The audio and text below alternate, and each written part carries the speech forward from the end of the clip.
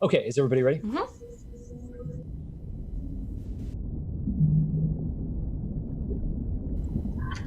Calder, you're currently deep beneath the harbor, outside of the dock ward in Waterdeep, and there is water all around you. You are holding your breath, wrapped within the strong arm of the mermaid known as Filthy Meg. She is carrying you deeper and deeper underwater, and the last thing that you remember seeing was the blast from the Mage of the Watchful Order. You were freed in that moment, and Meg had rescued you, but as you begin to slowly count the moments and bubbles dance around you as the water begins to darken, you question as to whether or not this rescue is truly going to save your life. I'd like for you to make a Constitution saving throw, please. No. A 5 is not that good, my friend. You in this moment, you feel this strong tattooed arm around you. She has this this beautiful dark skin that has this network of brightly colored symbols that are worked across it, and she has pauldrons and bracelets and small keys and other pieces of metal that are tied around to it. It looks like she has collected a variety of lost artifacts from under the water and fashioned them into the bracelets that are wrapped around her wrist. Her fingers are covered in rings, although none of them really match each other.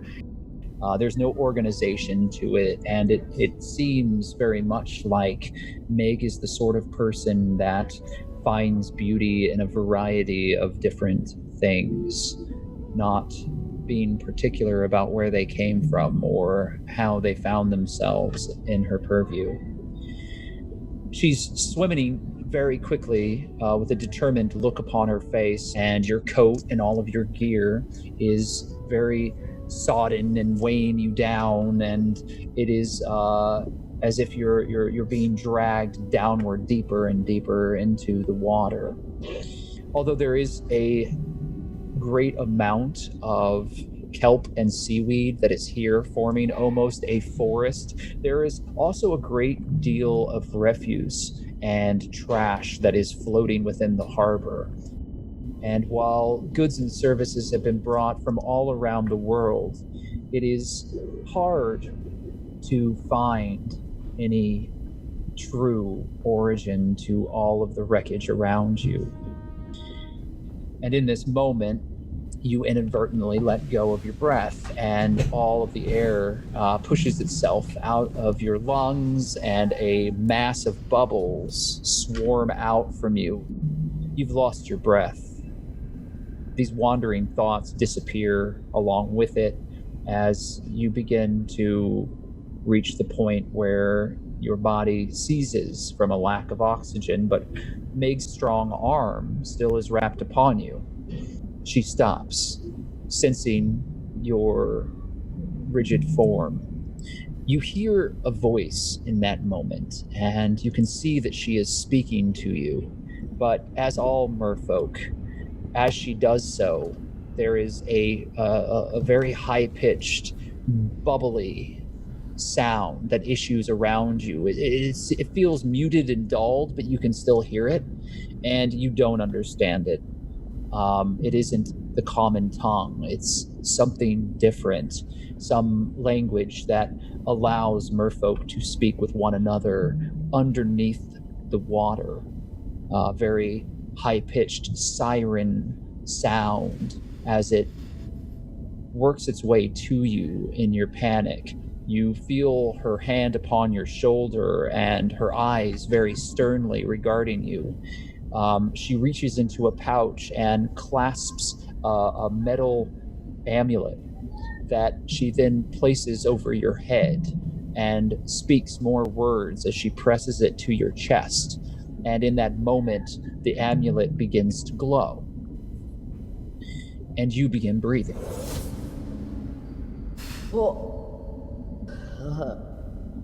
Okay. You realize that your eyes have formed a very thin layer, a membrane that protects them against the water around you, and you can see more clearly. And you feel the pulsing of gills upon your neck, and you see that you have webbed pieces of skin between your fingers.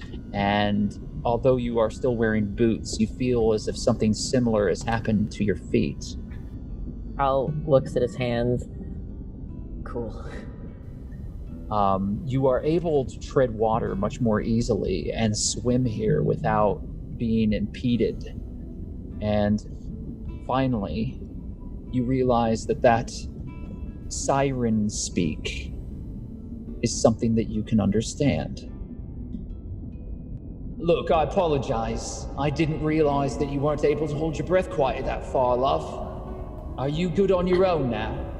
His eyes go a little bit wide and he blinks a couple times because they feel different. He goes, on my own? Yeah. Can you swim on your own now? Yeah, I think so. I'm still following you, right? Right. You don't mean on my own existentially, just swimming? Okay, then we're good. No, we have words that need to be spoken, things that need to be worked out. Way I see it, Calder, you owe me. And Meg turns and very quickly kind of swims down deeper, not looking back. Al tries to brush his hands through his hair nervously, but the webbing kind of stops him and he just slaps himself a little bit yes, fair enough, and he follows her. You're swimming deeper down. Just make an athletics check with an advantage for me. Oh, ooh. 20, dirty 20. And then a natural 1. So, but we don't keep the natural 1. Because it was with an advantage. This doesn't go horribly awry. This time. So yeah, you're actually swimming very, very skillfully through the water. I mean, you're pretty fair when it comes to swimming. Regardless, you've spent your entire life on the deck of a ship, and knowing how to swim has been the difference between life and death more than once. However, this is a much different situation. And you are now underwater with this amulet that has created this alteration to your form. And you are pulling yourself deeper and deeper very easily as you swim. And you are not exactly keeping up with Meg, because this is where, this is her house. This is how she rolls, under the waves. She has supremacy when it comes to this sort of activity. But even though she seems to be keeping herself slowed down to the point where you aren't completely lost, she does seem to be forcing you into a position where you have to, you're going to have to work out to get there. So you continue to swim, and eventually the kelp and this overgrowth of seaweed begins to break apart, and you see a very sandy, rocky bottom. The floor of the sea here stretches out before you, and off in the distance you see the pillars of where all the docks are tethered and rise up into the dock ward. And here on the bottom of this rocky bed is a very small schooner ship that has been sunken and turned over, and it is lying on the bottom of the bed here. And there are a number of portholes that are worked along the side that are fairly large, and there are other structures that seem to have been added on to it, so that it's not just the bottom of a boat that you're seeing any longer, but what looks like a series of containers that have been join together to form in what looks like a small hut. And Meg goes to the portal of one of the sides of the schooner and unlatches it and opens it and motions for you to move inside. He looks at it for a second. This is one of the coolest things he's ever seen. And he just kind of goes like, wow. And he follows her in. He's a little flabbergasted. She follows after you and closes the portal. And on the inside of this upturned ship, you see that an entire home has been built. There are small tables and other areas that have been centered around a number of things that look like they have fallen off of the ships here in Waterdeep on the dock side. There are crates that have large statuary pieces that are pressed up against one side of this ship, and there is a number of treasure chests that have been kind of sorted into one area. But in the center of all of this is a series of rocks that have been formed around what looks like a warm water stream of air that is bubbling up, almost like a central fire pit. Only these large bubbles of air have a strange blue glow to them. And as you get closer, you notice that it does become considerably warmer in the entire space because of it. On another side of this chamber is what looks like a large discarded silver mirror that has a number of items strung out in front of it, tethered by these pieces of colorful ribbon. And you notice that one of the items that's kind of gently floating in the water there is the ring that you took from the Watchful Order. And it's dangling there on a red ribbon. This is, one of the places that I like to rest from time to time. We'll be safe here for a little while. You haven't got a lot to do upstairs, do you? Not that I'm aware of. Mostly avoiding it. Probably for the best. After what you've done, I don't imagine that the Watchful Order is going to be giving you much of a rest. You did steal the ring, which, by the way, we are very thankful for. And she kind of pushes herself across and goes back to the silvered mirror, and she taps it, and you hear her speak a command word, and immediately the mirror begins to shift, and you can see that what she's doing is surveilling areas within the dock ward through the magical nodes that she had told you about. So with this ring, she's able to access the network that the Watchful Order uses to magically spy upon individuals within the dock ward. He's drawn into what's displayed on the mirror and goes, well, it's you got a real handle on things now, huh? And just in the nick of time, too. Recently, the Grasping Eye has begun to get a little out of hand. Out of hand? How so? We thought that perhaps they were an offshoot of the Xanathar gang. We didn't think that they were as connected as it turns out they are. There are a great number of very particular items that are being gathered. And we don't think any longer that it's just an accident. You savvy? All the animals? As part of it, we think. What they want with all of them? Are they building a horrible zoo? We don't think that the animals are making it all the way through what they're doing. We think that these creatures are being sacrificed in some way. He just kind of blinks a couple of times. That's sad. There is a shadow that works itself across the room, Calder, as something flies over your head slowly. You look up, and from another chamber deeper within this ship, as it's been upturned, you see a large hammerhead shark. Cal kind of like ducks a little bit, like, oh. How big is it? Well, it's very large.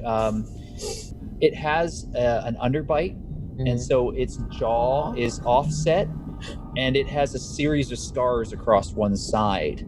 It looks as if maybe it was caught in something, as there's a lot of mangling off to one side. Immediately, Meg swims up to the hammerhead and just lightly brushes her hand across its head. And a friend of yours? It is, yeah. Don't worry. Snag doesn't hurt anyone unless I say. Snag, huh? Is that? Did he get the name from his teeth, or something that happened? Well, no. I mean, his name is something entirely different, but since you don't speak Shark, I don't think it really matters, does it? I didn't know Shark was a thing that could be spoken. I mean, it isn't really spoken, as it were. It's more just understood. Sharks don't really conversate a lot. Cool. Do you want to pet him? Absolutely, I do. Yes. Come on, Snag. Carefully, edges towards them. Come on, Snag. You can meet young Master Calder. He's going to be very useful around here, aren't you, Calder?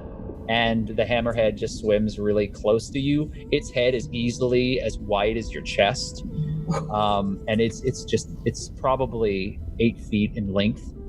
And it swims down, and its dark, kind of dead shark eyes light upon you for a moment, and it just kind of hovers there for a moment. Al stares at this shark and looks at Meg, kind of seeing that this is like half cool and half definitely a threat. It's just like yeah, okay. And he sort of like carefully puts his hand out. He puts his hand out, and the shark presses itself into your hand, and its flesh is very cool, but it's very sleek. It's unlike anything you've ever touched before, and even with the scarring, it's got this beautiful perfection to it. And this creature is an apex predator, and even in the fear of being near it, you have this moment of appreciation that washes over you as you make contact with it. And you don't know if it's the amulet or something else, but there's a sense of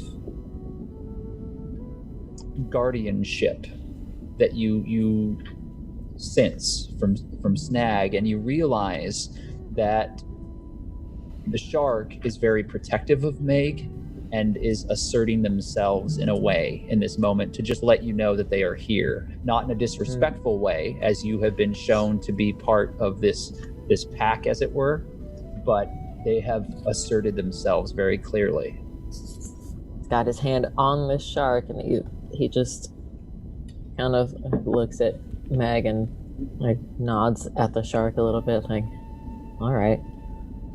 And he looks at the scars. This kind of thing happen a lot. She does break in that moment a little, and you see her tough exterior kind of melt as she pets Snag again and kind of like motions for him to move on, and he swims back up to the top levels of the ship. Cal relaxes a little bit, like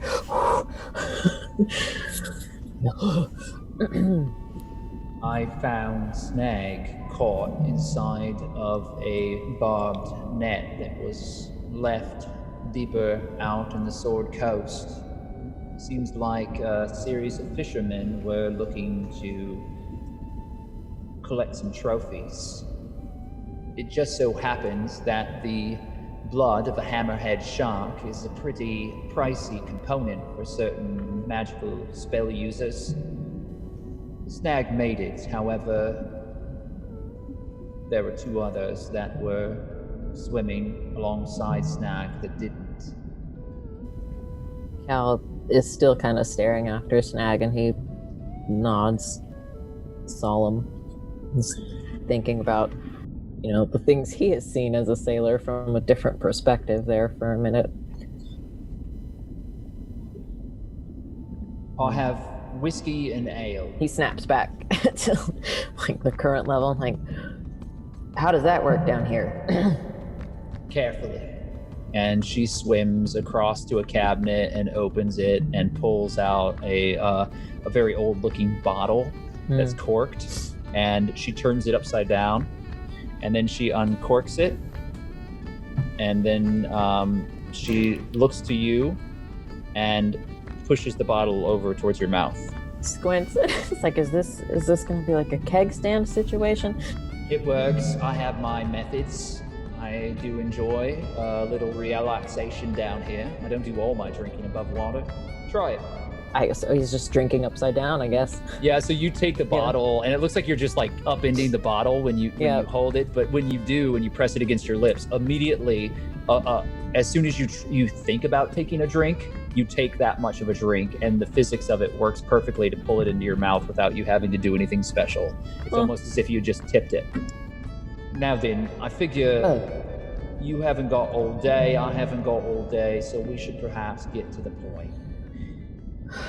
I have saved your life now. You have garnered a very valuable item for me, and the fact that you didn't get run through by a drow is quite remarkable. Yeah, it works out that way sometimes. I couldn't begin to tell you exactly how I managed that. Sometimes these things just happen, so if that's valuable, then I'm glad. No, it's quite valuable. However, it does occur to me, as someone who gathers information, that given what I know now about the things that you're seeking, I can't help but think that there has to be some greater meaning to all of it. You see, when the same thing keeps coming back up, I start believing in coincidence, Calder, and I start believing in the fact that either fate has taken a particular turn, or someone is jerking my chain. So are you jerking my chain? I don't think so. I mean, I don't say much, but I haven't said anything incorrect. I want the truth about why you want the Siren's Call. Why are you seeking that shit? He looks up at where Snag has swum away, looks around, recognizing that he's in it pretty deep now, and feels like he can trust Meg a bit. It's probably not a reason that will impress you. It was my parents' ship. Long time ago. And what happened to your parents, Calder? You can see his blood freeze a little bit. He starts playing with a button on his coat. They're not around anymore. They were murdered. And he's just staring at the fireplace. No, I understand that. That makes a great deal of sense. Sentimentality. You've got a soft heart. He kind of He can't argue, but he... It ain't an insult. Too many of us moving through this world lose that pretty quick. But it's also a weakness that others would use against you, you know? So you better hide that heart of yours. Try my best. So let me tell you why I was particularly concerned about you and what your motivation might be for the Siren's Call. You ain't the only one looking for it. In fact, I've heard quite a bit of individuals are trying to seek that particular ship out for reasons that I continue to wonder about. I hired someone else, and they gathered all of the shipping moors that were sitting there, unmarked and undiscovered. They've got no less than 5 Inquisitors crawling across the deck of that ship, and there is no understanding as to exactly why a small merchant vessel is of such importance. That ship was brought into port nearly empty of anyone other than a handful of crew. They had mutinied. The captain had his gullet cut by one of that crew. A vicious killer. Which captain? Give me just a second. I don't want to. I know it. I just don't want to misquote it. Oh, you're good. I was chanting in my head before. Pet the shark. Pet the shark. It was very good. I will demand that we will have a shark companion pet. That's all I request. Yes. I mean, can my find familiar be a shark? It can definitely be an octopus. Yeah, if you don't ever want to use your familiar, Hey, Mom, unless you're near water. I think you have a familiar, and I think she's trying to bust out of there. Lucy, what are you doing? Oh, Lucy. Lucy, do you want the window open? It's winter time, honey. She straight up was like, open this window, winter. Mom. It was snowing. Mother. I crave the winter. Weirdo. The Maglo lots. holder both turning into. Oh my god. They've both been fish boys. They've both been Also- fish boys. They're both going to use each should other we, to get over like, trauma, and I love. Tell people not to ship because I feel like Calder and Meg are gonna, you know what I mean. I don't. You know what? People can ship what they want. It's whatever. You're only saying that because Meg is a mermaid. Listen, I was born to simp for mermaids. That was my Doesn't even life's deny it. calling. There are 3 truths in the world: death, taxes, and simping for mermaids. Someone learn the polymorph spell so we can polymorph as into a merman. Go live your dreams, my child. We would never see Calder again. It would be a weird way to end the campaign. It would I just be know. like, well, I'm gonna have to pet Oh some my sharks. god! It would Wait, be, save that. It would Save be that for the like end the end of Realms Greece. Apart. We all finish the thing, and we're standing like on a beach, and there's like destruction behind us, and we're like, my we really God. did it. And then Cole's like, we did. The Dad, destruction. I don't know why he says dad. Dad. The destruction Take this. is the city He of drinks Tailwind. it and then just So can Free we, like, Willy just dives into the ocean, Yeah. swims So off to the Tailwind sunset. floats, right? No, that's the No. Netherese city. That's another. Netherese So floats, yeah. Tailwind, it's burning in the background Was because the Maglo Netherese. ended up getting there Was the somehow, Netherese. and everything. This is hell broke loose, and then we're on the beach. Calder flip flops away. Sora swims off towards I finally found it. For F's sake, somebody write this down. Smiter Grable is the captain of the Sirens Call. Oh, I'm Snyder. sorry. I Snail? knew that. I Snyder. thought it was a different captain that we didn't know about yet. I'm so sorry. No, it's Smiter Grable, and it's Snail and Navi and the other It's characters okay. that we Give met us to. time. Yeah, to it's talk alright. About, It's fine. You know, Lucy! Yeah. Simping for mermaids.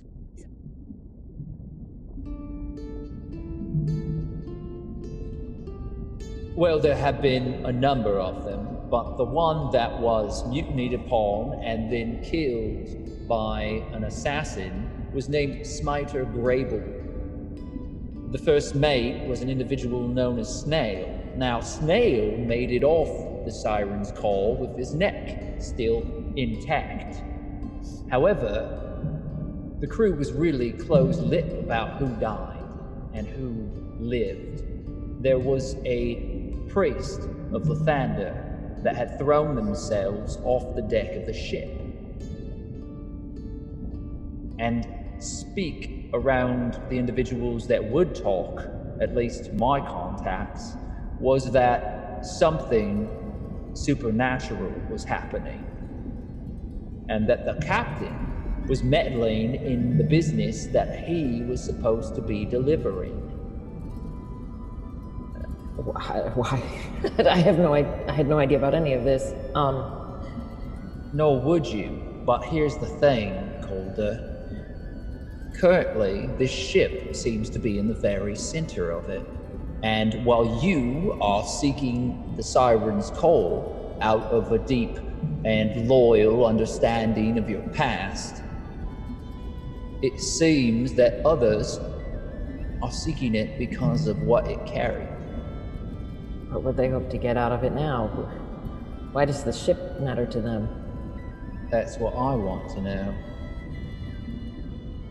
What do you remember about the ship itself?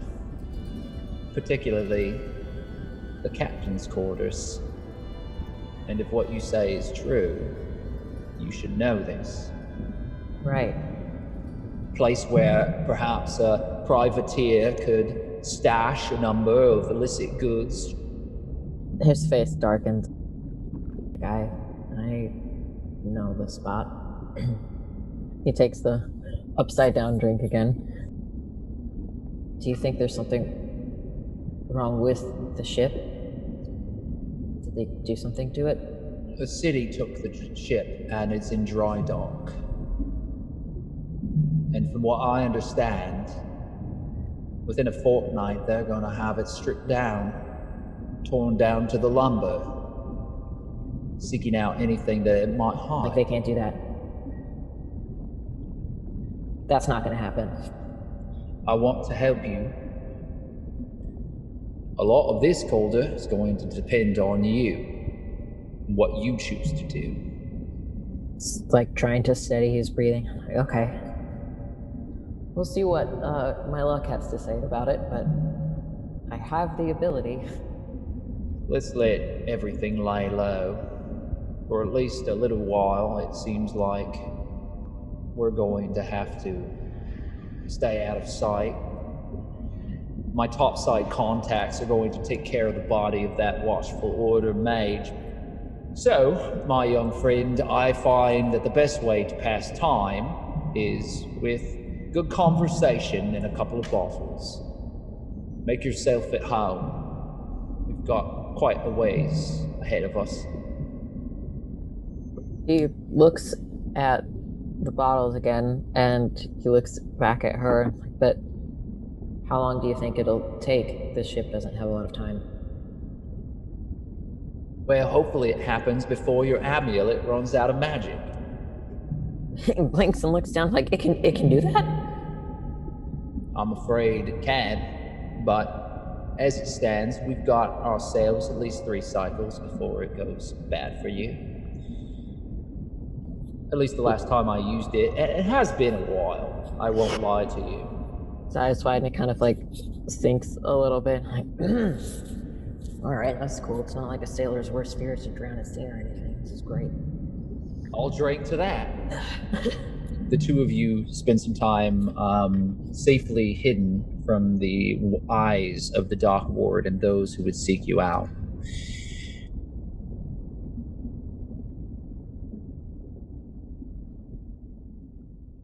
Finally, Maglo. The argument that you had with the rest of your companions upon arriving back at the tavern after your exploits, retrieving the red lacquered box from the grasping eye, was intense. There is a deep disagreement as to how to proceed. It's very early in the morning now. The argument happened the night before. You are in your room within the Golden Owl, and papers and books have been spread out before you. Your maps are before you. Busby is glowing gently next to you, hovering slightly above. Your fingers are ink-stained and cramped from all of the notes that you have been writing, and you haven't slept much. I ain't getting involved until they ask, which I'm sure they will. I ain't getting anywhere with the research. So, what we're gonna do is we're gonna go downstairs, we're gonna hope the box hadn't been open, and we're going to try the library. Because I think I want to take about 15 to 20 books out, and hopefully I can read at least half of them before they open the box. Right? Yeah, okay, fuck. My mind is just everywhere. Alright, okay, no, it's fine. Right, let's go. Busby stops and pulls closer to the wall on the opposite side where Doddle's room is.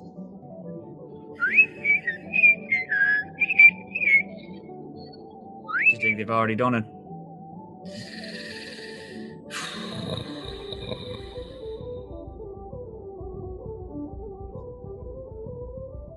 All right. Okay. Maglo gets books and things and starts putting them into a bag, and then he grabs his rifle and slings it over his shoulder. Let's see what fucking mess we've got now, shall we? And he leaves to go into the room. Okay, so you walk out into the hallway, and it's very quiet.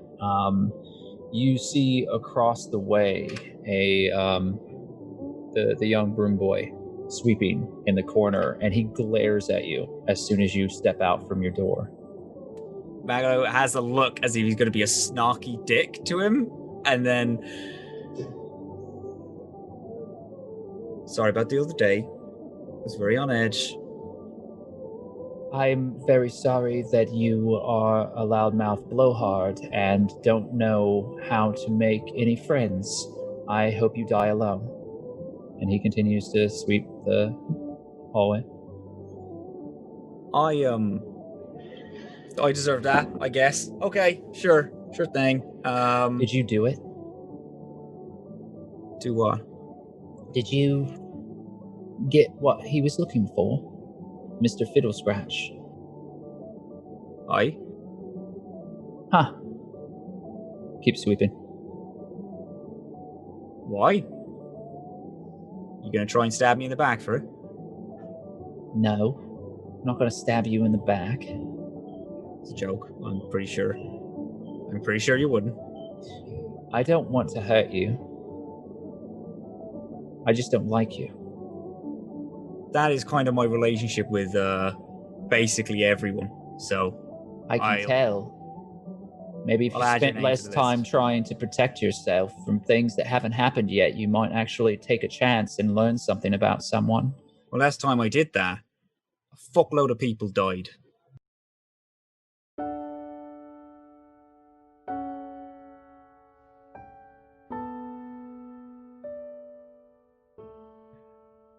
I'd rather not let down my guard again and have a fuckload more people die.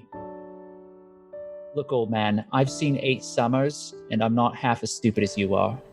You can hide as much as you want, but if you keep doing it, sooner or later, you're going to do just what I said before.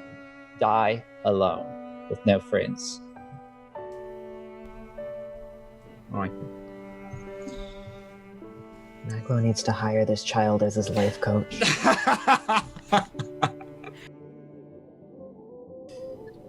So yeah, you go back into your room? No, he's gonna go to Doddle's room and knock on the door. Okay.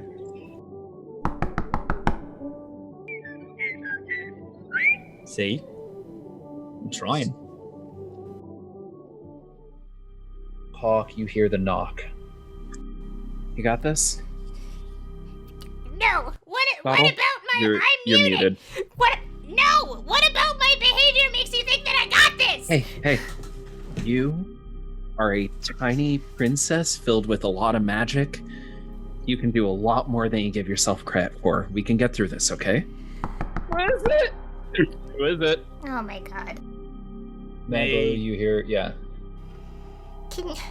Hawke, can you go talk to him just for a few minutes? My eyes are still red and there's still tears streaming down my face. I don't know if that's the best introduction because Maglo gets angry really easily and Oh yeah, no, he does. I just need to brace myself. Can you go distract him for 5 minutes while I get my bearings, please? I mean, I can try. Usually it's just him yelling at me while I can easily buy 5 minutes of him screaming at me. Let's do this. I open the door and I go out and I'm like, hey, brain guy. I knocked on the door and you were so fucking long in there. Right, I'm sorry. Well, this isn't a lie. I was praying. And I think that if we hold our hearts in our hands and we reach out to the gods, anything's possible. What do you think? Maglo's gonna try and push past Hawke into Doddle's room. Okay, all right. Before you go in, Maglo, I should probably let you know, just to set the expectations here. We have opened the box, and something happened. And I need you to be cool about this, okay? Doddle's in a very fragile state right now. I know. It's my fault. I know that you opened the box, because you said you were gonna, and you spend a lot of fucking time in the room, and you're both in there, so I know that you opened the box. Yeah. I'm asking, what is our next move? Yeah, so both of you have failed a perception check, but Hawke, you've gotten a natural 1, so I need you to confirm that. Oh, no. Also, I can see your secret chats in the... No, it's not secret. Oh, okay.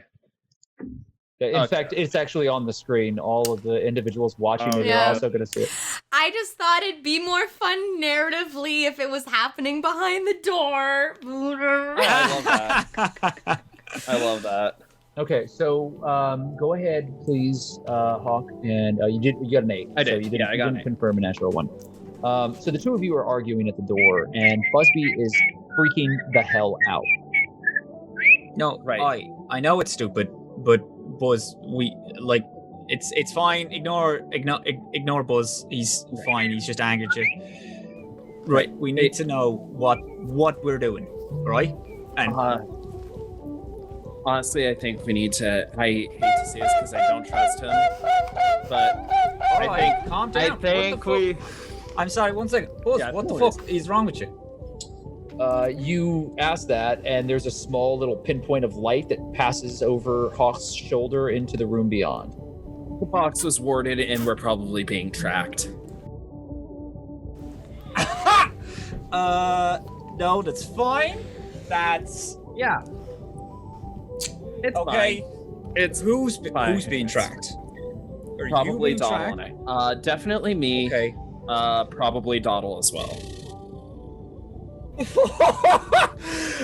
That's very good. Okay. No, you it's don't fine. know the half of it. No, I'm Busby sure flies past your shoulder, Hawke, and you lose track of the automaton, Maglo. Is he okay? Buzz, Is can you that fucking guy? no?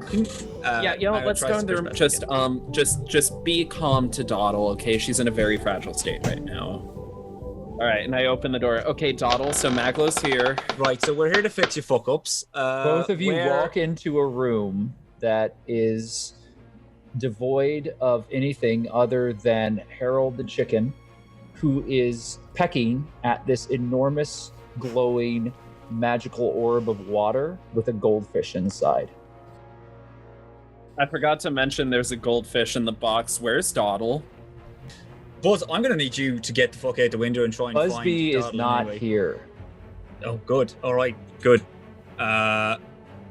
Busby has already Maglo gone goes through to the window you and assuming then the window. Yeah. And then pokes his head like, Buzz! Doddle? You stick your head out the shuttered window, and it was already open. There was a slight breeze, and the curtains were blowing. And you stick your head out into the overcast, rainy day of Waterdeep, and you see the busy streets of the southern ward off in the distance, and hordes of carts and wagons and horses and people moving about. This is an unimaginable crowd in the early morning hours of the city, and you see nothing of Doddle, and you also don't see Busby, as you realize that she must have slipped out the window while the two of you were arguing. So, okay, Doddle has clearly run the fuck off, even though that you've said that she's being tracked. Is that correct? Yes, that's completely correct. That's brilliant. So she's gonna die, and now my Busby is seemingly gonna go track her. So I'm gonna need you to pick up your stuff, everything, and we're gonna leave. I'm gonna go find her right now before we lose her entirely, or she gets slaughtered by whoever the fuck is tracking us. All right. I need a couple of rolls really quick. Yeah, before you do anything else, I need a Maglo. I need an investigation check, and Hawke, I need an insight check. Oh god. Hey. Dirty 20 insight. Yeah. Dirty 20 is very good. Maglo? 5. Okay. Hawke, you're oblivious. God, I am rolling bad today. Yeah. So, however, Maglo, you make a couple of quick deductions as you're looking across the room. There is no box. The box is gone as well. So wherever that red lacquer box is, you have no idea, but the orb has been left behind, which you would think would be the valuable part of this equation. None of Doddle's other things have been taken, and Harold is still here. Okay, so we can assume that she's taking the box to try and lure people away. Maybe she's going to drop it in the middle of the street or something. I'm going to need you to gather up all your stuff.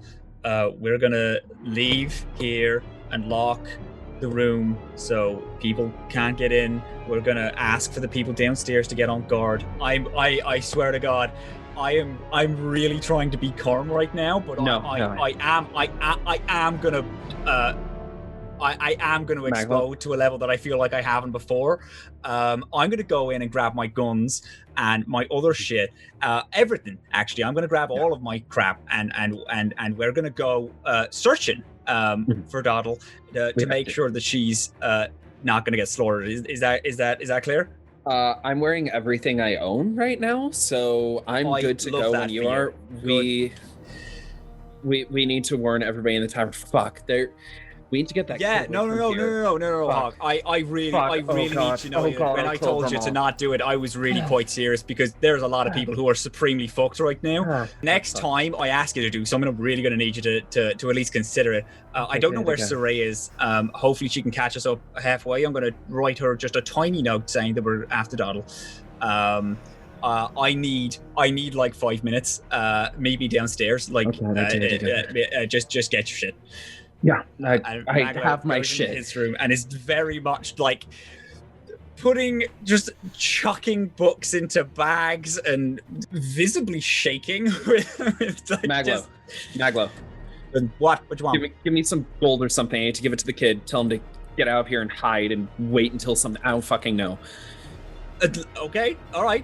Give me 1 second. Okay, all right. Hawke's just gonna bolt downstairs and head straight to the bar. He's gonna look for Phineas or the turtle or the bartender, somebody.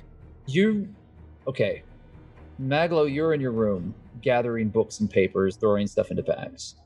Hawke, you turn and you run down the stairs. You realize that you don't see anyone else. And as you run down the stairs, you come face to face with Phineas Fiddlescratch, who is standing there. He has his patchwork cloak, the hood is down. His finely tailored clothing is perfectly aligned, and nothing seems to be amiss. But you have never seen the smiling halfling when he wasn't smiling. Phineas Fiddlescratch in this moment is not smiling. It was my fault. I'm pretty sure you know what's happened based on the look on your face. It was my fault. If you have to take out anything, take it on me. The others had nothing to do with it. Very well. Come with me. Okay. Phineas turns and starts walking into the common room of the tavern. Do you follow? Absolutely. He solemnly walks past the bar. Everyone is looking to you, and there's a mixture of fear and disappointment. You see Tamara stop the work that she was doing behind the bar and set a tankard down. Even the patrons seem to be very quiet in this moment as you and Fiddle Scratch walk all the way around to the door that leads to the library. That beautifully crafted door that has the owl inset on it with the stained glass colored bits that have been worked into it. The care and the careful work that has been put into this tavern that seems to have aged into a living, breathing entity is very apparent in this moment as you realize the danger that you've put everyone in. Fiddle Scratch opens the door and motions for you to step in, and for the first time, the interior library is completely empty. There are a number of lantern lights that are flickering and a fire in the hearth where you and the others first had your conversations with Fiddle Scratch, where the tenets of this arrangement were agreed upon. And Fiddle Scratch walks in after you and past you to the hearth, and he takes a poker off of the hearth and holds it in his hands, back turned to you for a moment. And then begins to gently stoke the fire in front of him. Master Hawke, there was one thing that you were not supposed to do. Could you refresh my memory? What was the one thing that you were not supposed to do? You know I wasn't supposed to open the box. But you opened the box. Yeah, I did. Would you do me the courtesy of explaining why?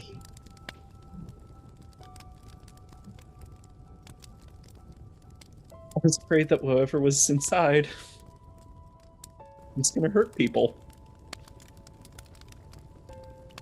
And that in giving it to me, I would hurt others. Does that sum it up? Yeah. I understand that our relationship is new, and that I am outside of the norm of what any of you are used to. But I will say this much. You wandered into Waterdeep less than a cycle ago. You are new here.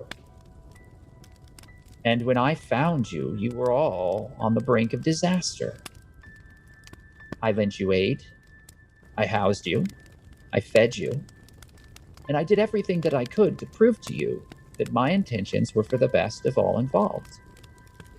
Granted, I didn't tell you everything, as is the purview of any sentient creature here within the free city of Waterdeep. Some of the things that I know are dangerous, and if I were to share them openly without any sort of concern for who might hear them, then I would be doing a disservice to those that I was working with. It is no small thing in this world to try to protect others. How long have you slept underneath this roof?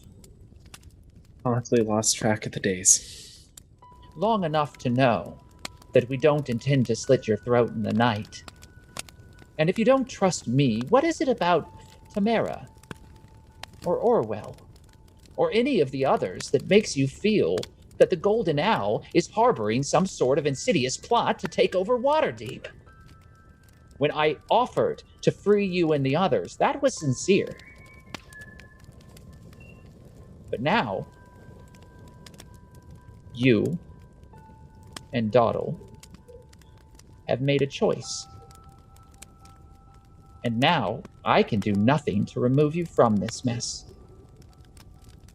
All of you, and the others you haven't met yet, are now tethered in this much more deeply than anyone knows. What do you mean by others? We have precious little time, Hawke. I can explain to you a great many things, or you can attempt to save Doddle's life. Doddle. Any day. I already made the promise. I'm not going to break one again. And do you agree that from now on you will listen to me, not question my motives? Do you promise she'll live? I can't make you that promise. In some ways, she might be better off if she does die this day. I don't know that I would wish what's coming on anyone. I have great affection for all of you. How many of you still are underneath this roof? Just Maglo? Just Maglo. Saray is... Go get him now. Bring him back here. Quickly, boy, we have no time. He's going to run upstairs and grab Maglo. Maglo's like running down the stairs. It's like, Yeah, no, you wrong almost way. collided. Turn around. Wrong way. Get to the library. Maglo, we need to go to the library. Why, is she there? No. But Phineas can no, help it's us fine. find We'll come back to it later. Phineas can help us find her. If we don't do exactly what he tells us, Doddle will probably die. And if you ever want to set foot in Teowin, then you are going to do exactly what he says. Wow, you're being a dickhead right out the gate, even though I did nothing wrong. Okay, sure. I'm so sorry. If I'm not being diplomatic right now, I have to get very straight to the point on this. Maglo's like already left. He's walking past him. Okay, so the two of you burst into the library. Maglo, you first. You see Fiddle Scratch standing there with his arms crossed. Hey there, bud. Quite a mess we got in, huh? I'm gonna do some stuff. I'm gonna need you to give me a real quick battle plan of what's gonna happen just before we get out the door. All right? I've completed years of work in a short period of time, and I'm sure that you, as a man of science and academia, can appreciate when something goes so horribly wrong. Sometimes the only course of action is to reassess and to improvise. That, Maglo, is where we are in this moment. Our association is about to change. I was already fairly heartbroken at the news that Bretta didn't make it. None of you could have known, but Bretta has served all of us for many, many years, and she was a pillar here. Someone who had, despite what you may have seen from her outward personality, deep ties within all of us. In so many ways, she was the heart of what we do. She never gave up. The others retired and found this place. Bretta couldn't let go. She knew at the end of it all that she would die in a way that would be significant, and that she would continue to fight for what she saw as a worthy cause. You and your companions have taken that upon yourselves now. With the death of Bretta Brightgleam, you have much to atone for and much to carry from this day forward. And so this is how it's going to go, Maglo. This glaive is Bretta's family glaive. The Brightgleam dagger. This weapon is sacred to a dwarf family. It is passed from hand to hand through the line. And it goes from family to family, always remembering the tenets of that clan. Bretta was the last of the Brightgleams. There are no others. And as is her wish, it will pass to those that need it most. I'm bequeathing this to you and your companions, and I am naming Saray, the leader of your group. From what I've seen, she has the age and wisdom that is necessary to prevent further missteps. God, bud, I love you so much, but we really got to get a wiggle on. We are losing daylight right now. I am well aware, Master Mandorian, of exactly what's happening. You would be well to listen. Give this dagger to her. You take it? Okay. It's wrapped in leather. He opens it and shows it to you. It's a broad-bladed dwarven knife. It looks almost like a short sword, but it's a glaive, and it's a beautifully, intricately forged weapon, and it has dwarven glyphs all across it. A very finely crafted piece of dwarven weaponry, and he wraps it back up and hands it to you.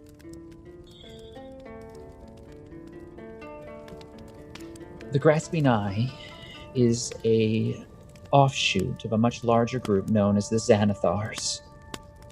The Xanathars is an organization that is run and controlled by an evil force, a powerful creature from the realms below known as a Beholder.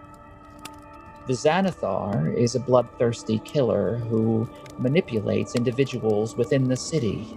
Some argue that Xanathar is in fact in control of Waterdeep. Others say that Xanathar controls all of the underworld and the black market. So you can begin to understand how difficult your situation is if what I believe is true, that the item that you have discovered is of crucial importance to whatever they are doing next. That box was warded in a way that cannot be undone, not by any regular magic. Here, Phineas Fiddlescratch hands you a scroll, Maglo. Make your way to the City of the Dead. There, you will find the Graves Master. He is a trusted companion, though not all of you will find yourself comfortable in his care. But desperate times mean desperate measures. It may be your only hope. I need you to find Doddle. I will help you to do so. When you do, you need to do whatever it takes to get her and take her to the safe house that will be warded against those seeking her. Do not kid yourself. While Doddle's life is in grave danger, Doddle is not the only one with a mark upon their head. All of you have a part yet to play. We need to go. No, there's not much I can do since you want me to leave, and I understand that. Otherwise, I would gladly volunteer myself to stay behind and help you. But that isn't true. You're how we're going to find Doddle. I'll ask you once again. Do you trust me? No choice but to.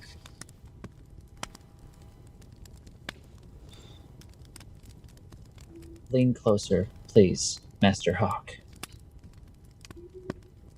Hawke gets on a knee and leans in close. Phineas digs through a bag and produces something. Close your eyes. He closes them. Give me your hand. He's holding out his hand. Maglo, you see Phineas take something from a bag, and it looks like metal, you don't know what it is, and places it in Hawke's open palm. I want you to focus. What do you hear? I want you to make a religion roll, please. Oh my gosh, this is so tense. I need to go to the bathroom. 16. Go ahead and take a break. Let's take 5 minutes. I've gone to the bathroom like 3 times, like a stressed out puppy. So I get to have a sleepover at Meg's house. I'm gonna take a nap right here. I took nap right here. Oh, Mama. I took nap. Ma, are you okay? I'm gonna take a nap right here. I feel like condensed milk. So, sweetened condensed milk? You're sweet. You as okay, honey? I am on the edge of my seat for this. I think I know what's about to happen. I don't know, and oh my god. It's almost like Knox is a brilliant storyteller or something.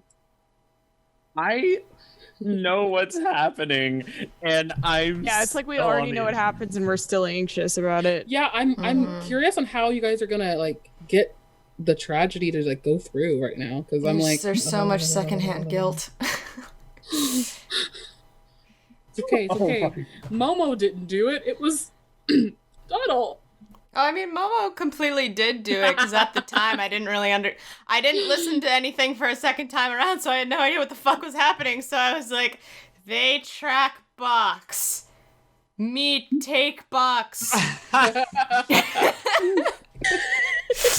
Oh my. It certainly makes sense from a certain perspective, so I don't think it's a bad call. It was definitely like Doddle jumping in front of a bullet for the rest of the group, which I think I'm I like. trying. Yeah, I thought it was Doddle like being the most self-sacrificing person possible.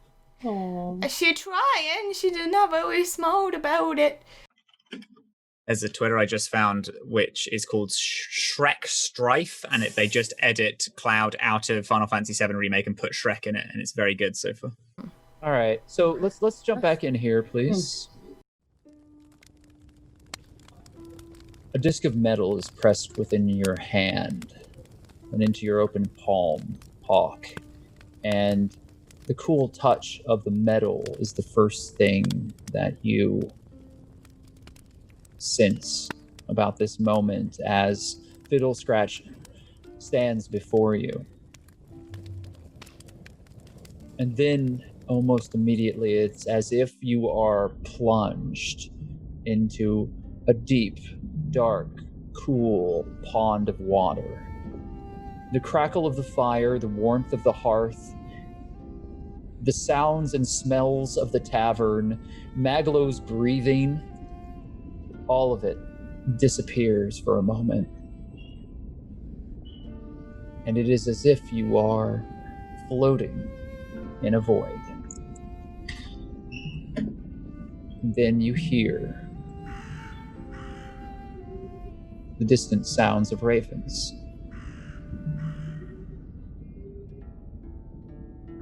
And a chill works its way across your skin as involuntarily your eyes open and you do not see the owl, anything of the tavern, or Fiddle Scratch. Maglo isn't there.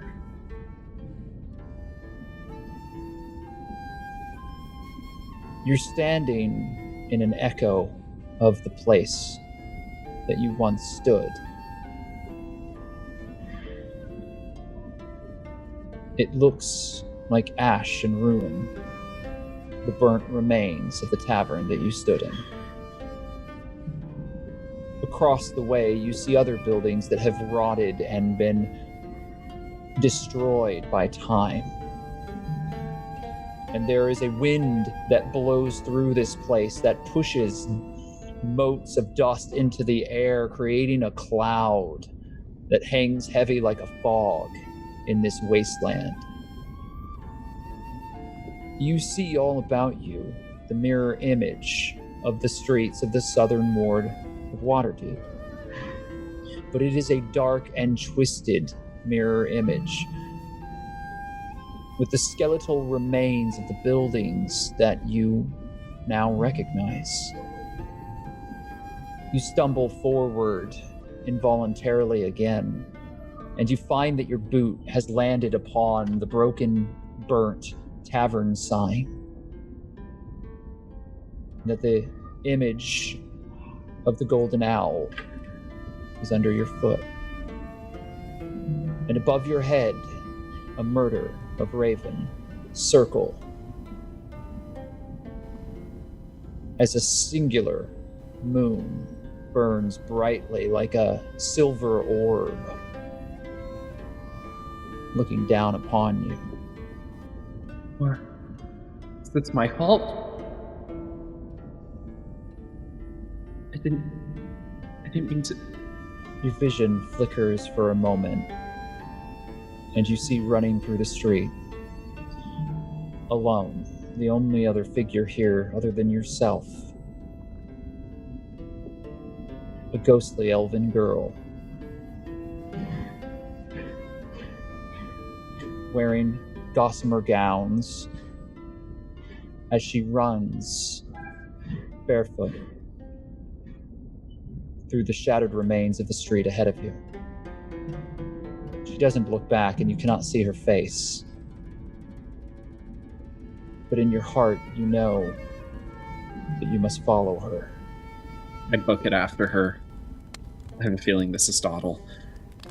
The moment passes, your eyes shoot open, and you're back in the tavern. You feel the fire and the warmth, and Fiddle Scratch is standing there before you. You don't know when, but he's taken a few steps back and is no longer pressing anything into your hand. But you feel the weight of a heavy metal emblem sitting there. What's on the emblem? It is a heavy golden sigil of Lathander. And it is broken in two. And from the center of it, black ash blows into the air.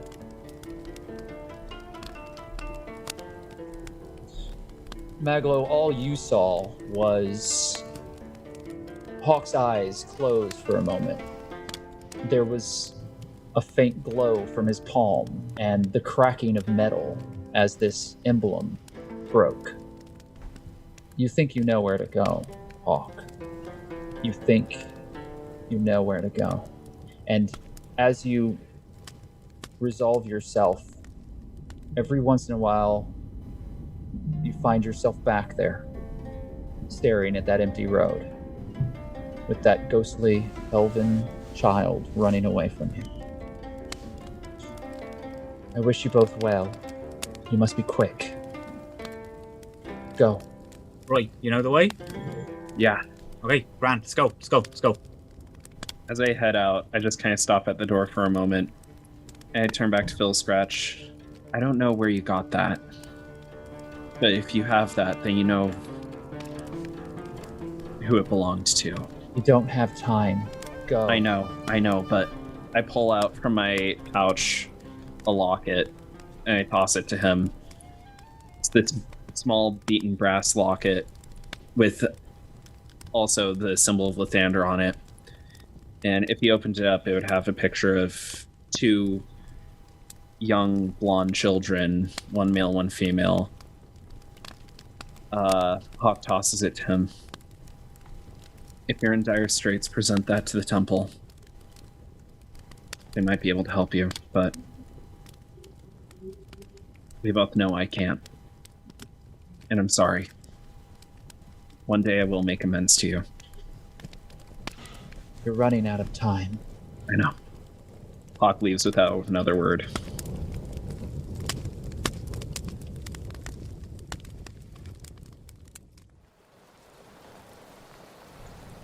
The two of you begin charging through the streets, and as you leave the tavern behind, you notice most of the patrons and all of the staff have armed themselves. And both of you see along the rooftops strange silhouettes and dark figures circling about the tavern. Juniper, while the dog is no longer grasping onto your arm, you are bleeding from it. And in the middle of the street, there are currently 4 City Watch and 2 dogs. They have tracked you down and are calling for your surrender. What would you like to do? As I look around me, is it like a large amount of city folk here? There are a great many civilians in the middle of the street, unfortunately. She takes her hand off of her thorn whip, looks around, gets on her knees and puts her hands up. I surrender. And she looks at the people around her. A man steps out from the crowd, and you see more City Watch approach. They all have swords leveled upon you, and one of the guards, who seems to be a lieutenant of some sort, steps forward. You have done the right thing. The Masked Lord's justice will be fair, but I must ask now that you drop all of your weaponry and relinquish the shield to us.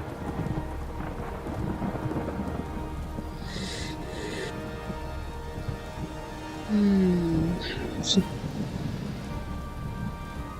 puts her hand back on her thorn whip.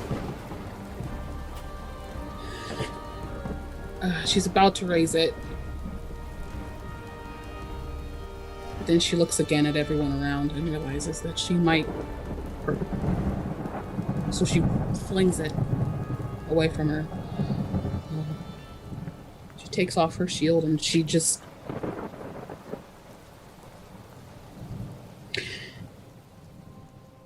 I will find you again.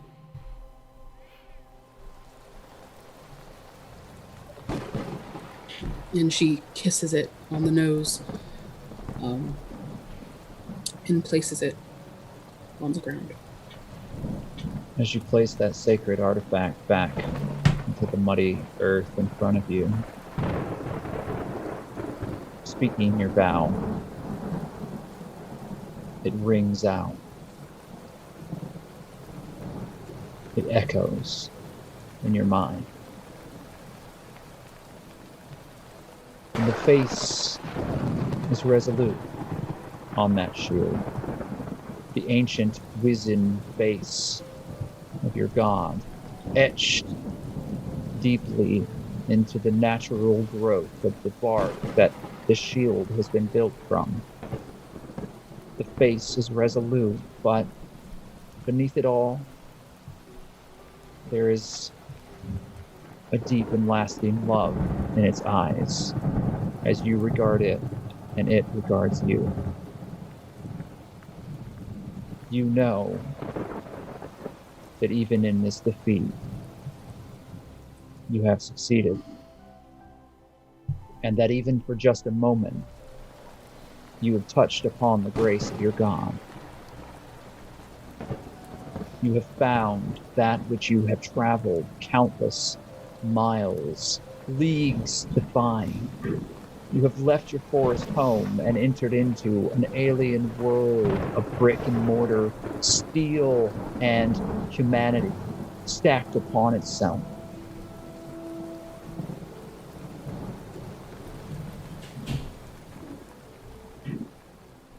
For the briefest moment, Juniper, you find yourself in your grove.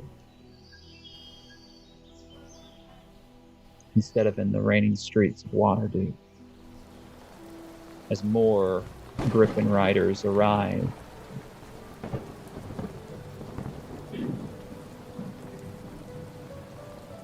And you are placed into shackles and led away.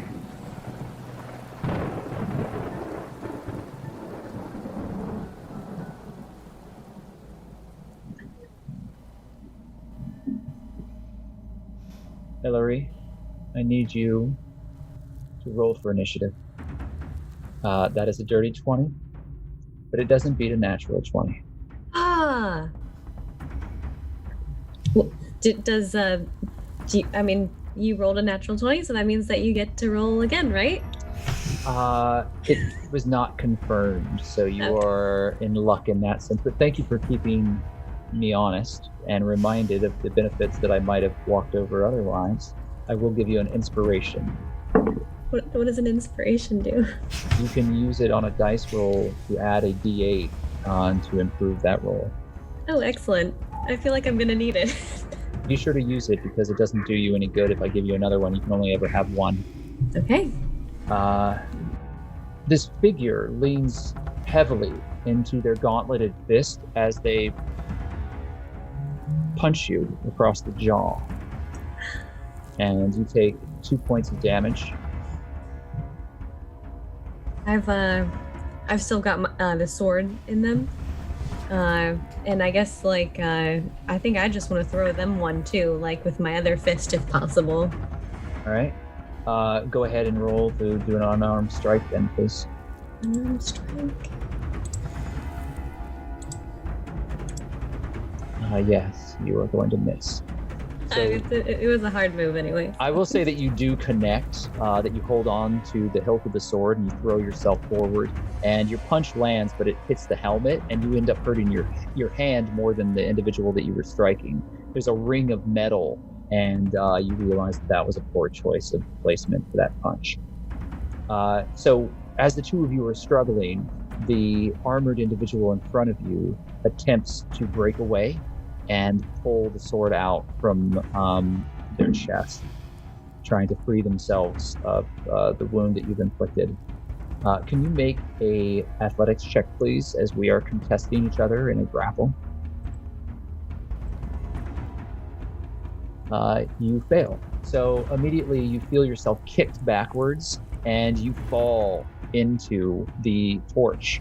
And immediately your shoulder burns for a moment and you roll over it. However, the torch does not extinguish. And you are in the center now of this chamber, and you see those entrances on all sides. There are 4. It seems to be the cardinal directions. And the individual stands slowly, and you see them pull the sword out from underneath them, and they turn and look at you. And they reach up and undo the strap on their helmet, pulling it off and leveling the sword at your face. Can I pick up the torch? You can. And I think I'm just going to try and defend with the torch, but like sticking it out towards like their face. Your hand grapples for the torch, and then you thrust it in front of you, and as it does, the light in the dark chamber, the underground layer, ignites around you, and you see clearly the face of your attacker. It is your face.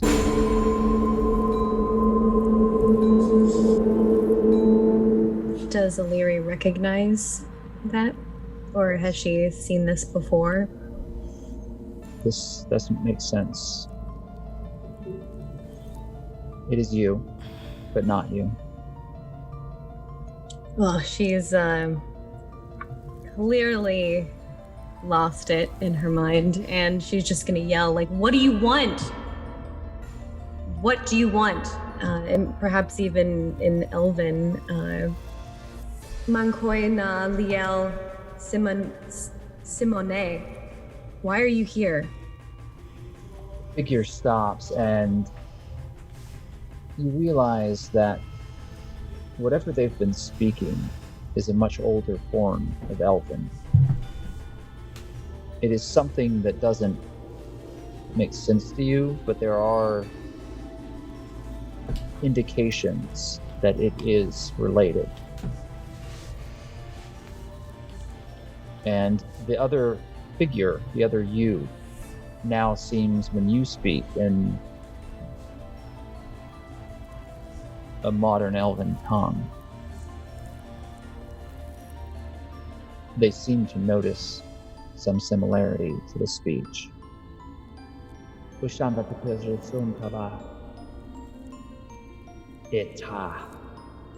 And the figure thrusts forward, striking you in the chest with the sword, stabbing deep. You take 9 points of health as you are stabbed again by this opponent. How many hit points do you have left, Larry? I think I missed. 32? Yeah. Mm-hmm. That's feeling pretty beaten up at this point. Got hit in the head. Been grappling around, starting to see things. Goodness. It's your action. Can I use my inspiration to have inspiration on what to do next? I'll allow you to make an insight check. Okay. So you don't need to spend your inspiration for that unless you want to make it a really good roll. But just roll your inspiration, or your insight, sorry. 22 is very good. Was that a natural 20? No, it wasn't. Oh, was it? Because it's a +2, right? And you got a 22. It would have to be a natural 20. So yeah, roll it again and see if you get another natural 20. Do I hit the same button, right? Just hit the same, yeah, roll the same thing and we'll see if it works. No. You didn't get another natural 20, but you did roll one natural 20, so that's absolutely a critical success on that skill. I do allow for that sort of thing. The idea of critical successes on skills is not really a thing anymore, but the way that I like to work them, anytime you get a natural 20, it is spectacular success. I think that was my first one. I don't remember, but that's just so exciting. I'm so happy. Here's what I'll tell you, Elerie. You definitely don't trust your mind or your eyes in this moment, and you're realizing that your surroundings don't make a lot of sense either. You don't remember how you got here, and you don't remember what you were doing last. And as you stand there, the sword is piercing through you and you're holding on to it.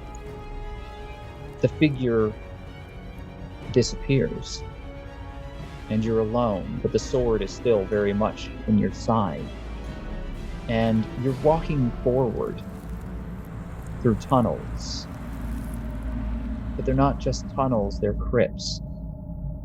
They're the ancient burial places of forgotten nobility. Dusty tombs that have been broken into. And as you begin to stumble forward through them, you hear voices. And the sword is gone, and you are not wounded any longer. Your hands are pressed up against the wall, and you steady yourself, and everything like a dream washes away. There are certainly voices ahead of you.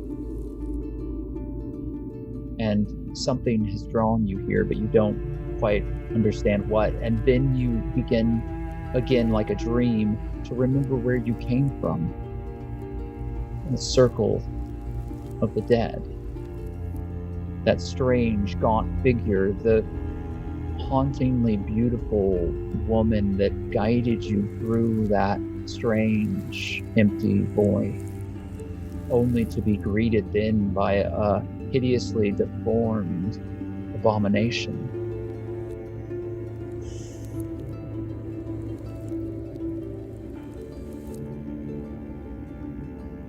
In the distance, you see a pair of yellow eyes.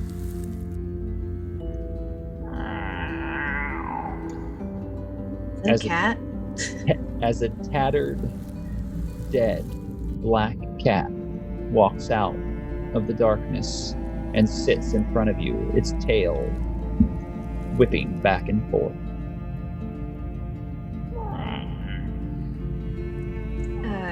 Hey, cat, do you know the way out of here? The cat stands and very pertly walks out of the chamber, looking back at you, dragging its intestines behind it. All right. Hey, don't leave me behind.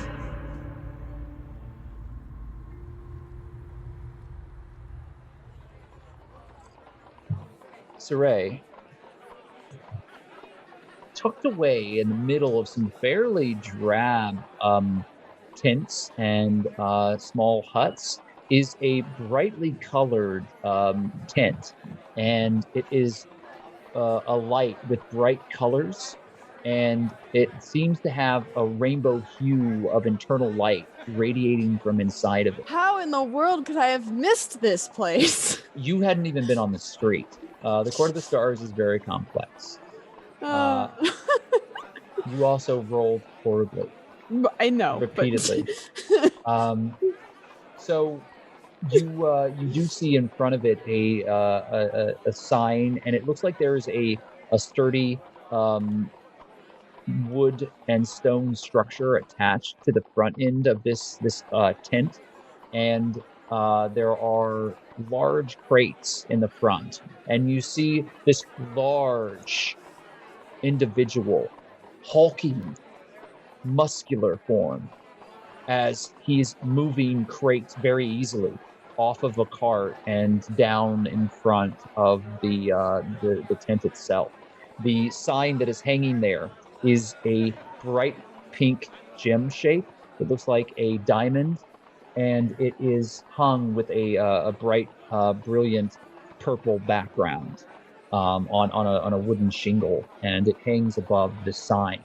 And this large, heavily muscled individual is very carefully moving boxes back and forth, and has a series of long, dark hair that has been carefully braided back into a single ponytail, and has a very severe forehead and dark but very kind eyes, a very square jaw, and a very pale gray skin.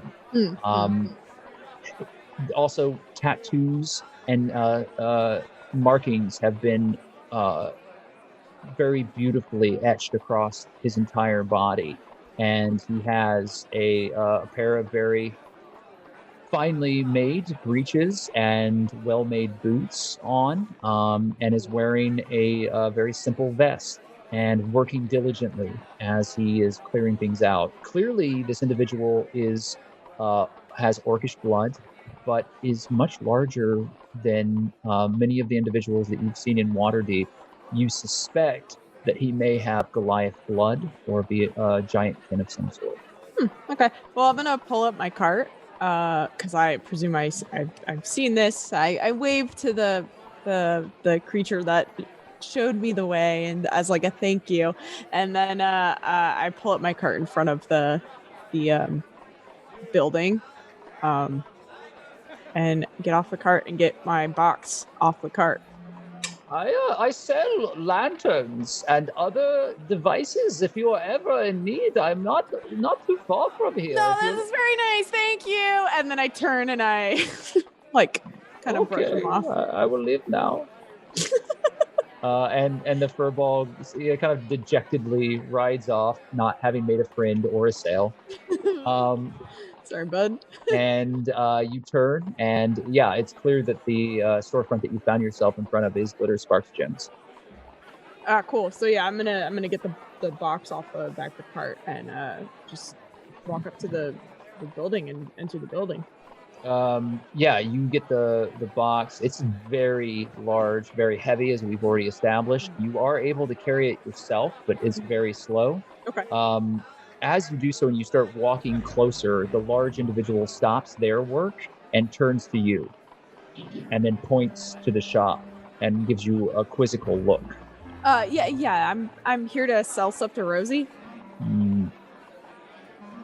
The large individual grabs the box out of your hand and carefully throws it over one shoulder and walks through the beaded doorway. Please be careful with that. He's already Karen. Karen Saray. You have followed him in, and he sets it down very carefully and with a great deal of thoughtfulness, places it down on the floor in the center of this shop. The shop that you see before you, Saray, is alight with bubbling tinctures and vials. There are bottles and various different containers surrounding every shelf, and they are bursting with clutter.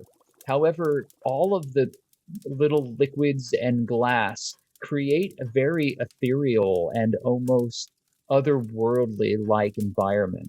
as light seems to be magically refracting from a series of crystals that are hung like chandeliers inside of this tent, and then also into what looks like the stone and wood structure beyond. There's a set of double doors that are slightly ajar, and you see movement on the other side. The large individual kind of quietly stands there and looks to you as the box has been set down. Thank you, and I'll give him a couple copper. He holds his hand up and shakes his head, refusing your coin. Okay. Put it back in my pocket. Are you Rosie? The individual who's been very stern and serious this entire time just slowly shakes his head. No.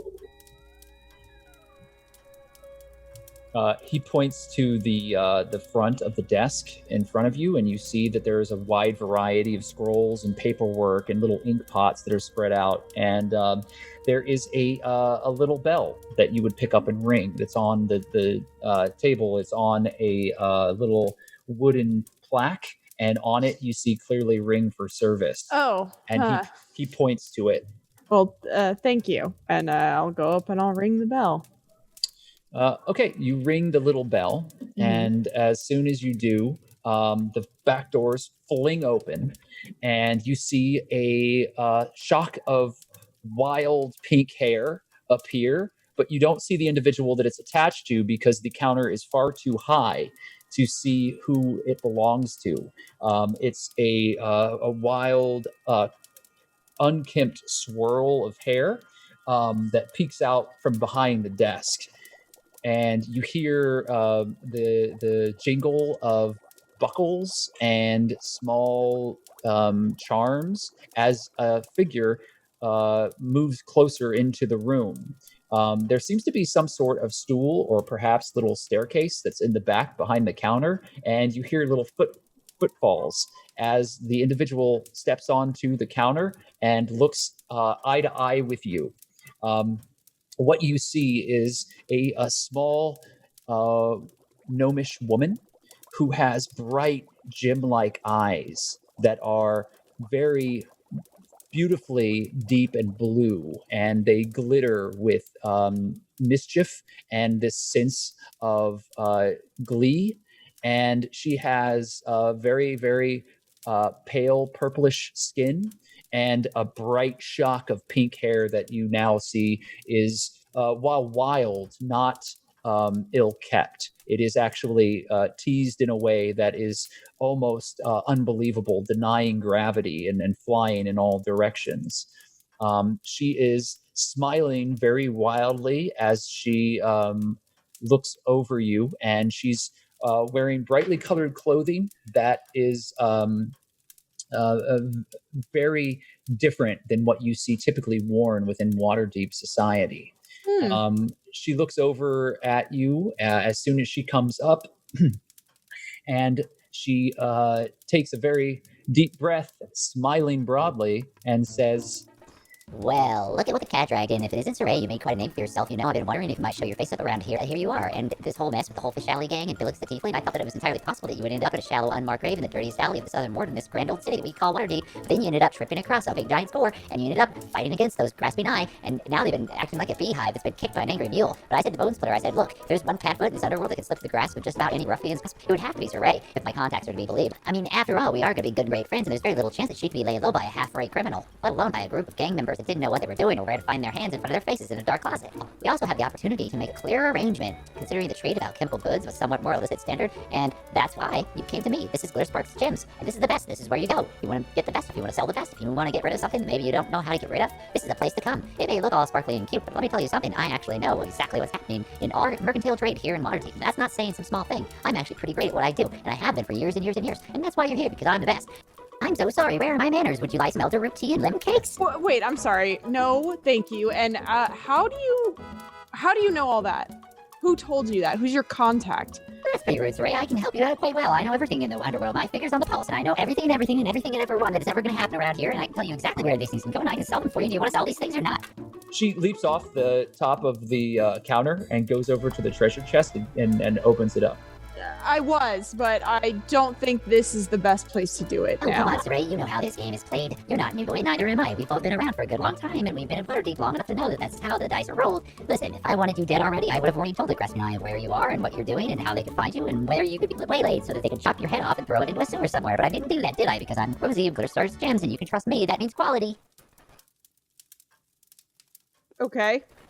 Wait a minute, aren't you staying at the Graspy now and you're there with a man with some burns and some glasses and another man with white hair who's really strange and ghostly, and there's a goblin and a little one that seems to be in a lot of trouble right now, seems to cause I'm a lot not of trouble. traveling with anyone, but all right, just look. That's what I hear. I have my sources. Look, and thank you for your help. Never mind. I'll take this somewhere else.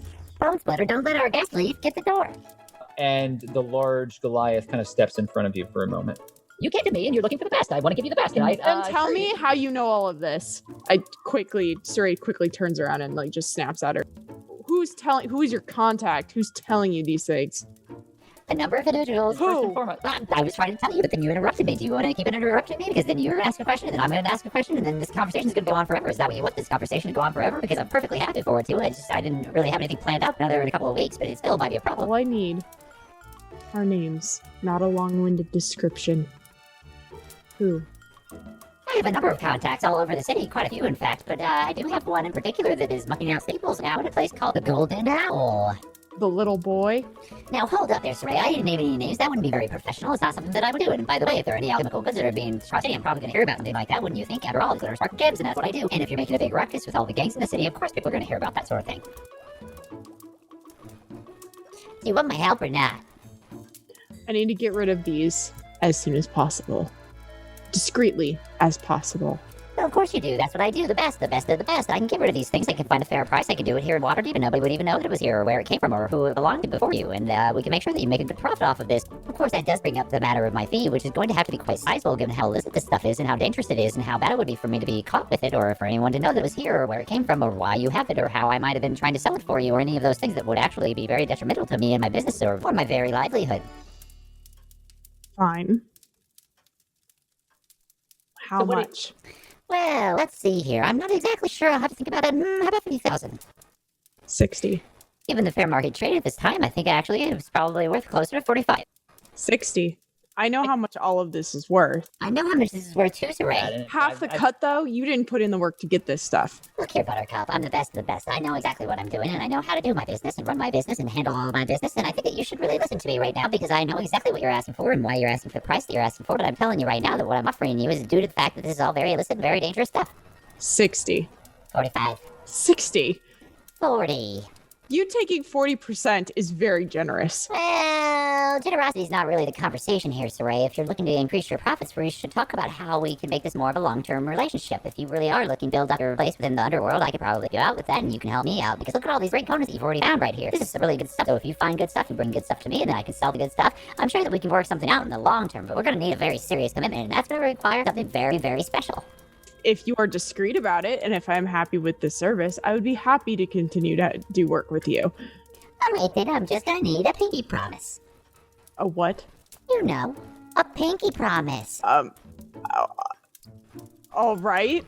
Alright then. Well, we're gonna have to make sure that we're both very true to the tenets of this promise, that no matter how far we go or where we end up or whatever we do, that we know that this promise has been made and that we're gonna be very true to it no matter what. And as a tenet of this promise, I want you to write me 3 letters. 3 of them. And each one is going to tell me exactly how great I am and how big my eyes are and how wonderful my hair is and how crazy my toes are and how wonderful I am as an alchemical genius and how you really look up to me and think that I'm great and that we're best and great friends and that you want to talk to me all the time. Oh, just 3 letters complimenting you on how amazing you are. That's it? That's all you want? No, silly. I also want my fair cut. But since we're going to be good and great friends and you're going to write me letters, I might as well give you a better discount. And if I don't? Well, if you don't want to write any letters, then I guess I could just give you the regular rates, which would be 45. Fine. 3 letters. Anything else? No, actually, I want each letter within a fortnight, and I want to make sure that you also write in it and put some personal things about yourself in there, and like real friends, you're going to send it to me, and it's going to be well written, and it's going to be at least 3 pages long. Saray just like blankly stares at this. Like, what the fuck is going on? This is insanity. All right. 3 letters. So she stops and she takes your hand and she links your 2 pinkies together. Now, this is the most solemn of promises that we can make. Are you ready? Yes. I, Saray, this is my name. I, Saray, this is my name. Fully promise Fully promise to be best of friends to be best of friends with Rosie with Rosie and fulfill the promise of writing 3 letters. and fulfill the promise of writing 3 letters, Each will be delivered within a fortnight. each delivered within a fortnight. And to offer sincere and true congratulations as to how bright my eyes are and how clever I am and how pretty my hair is and how you can't wait to come back and enjoy some tea. Wait, the T wasn't a part of that. It was just the letters complimenting you. You're gonna have to come back for some tea. Why? Why? 3 letters and a tea. No, the agreement was only 3 letters. 3 letters and a single T. 1 single T. Agreed. We're gonna be best friends. She gives you. Does anything magical happen? Is there like a weird feeling once this pinky promise is done, or is it just, and we're done? You don't. You don't get the sense that there was anything magical here. You think that this was just the way that Rosie does business. Ridiculous chaos. Perfect. And you gather your coin, and as you're leaving, you hear bells in the distance, and you see griffins overhead as the city watch seems to be alerted to something happening in the far distance.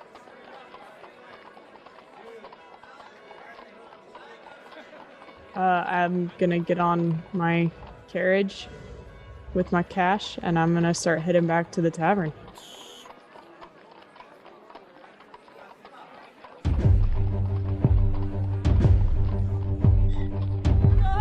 Doddle, you're running through the streets. The early morning light has grown, and it is now slowly becoming a very dull, clouded day. There's the crash of thunder in the far distance. Lightning strikes overhead, and it begins to once again rain in the city. You quickly are soaked to the bone, and as you are running, many in the streets are taken aback.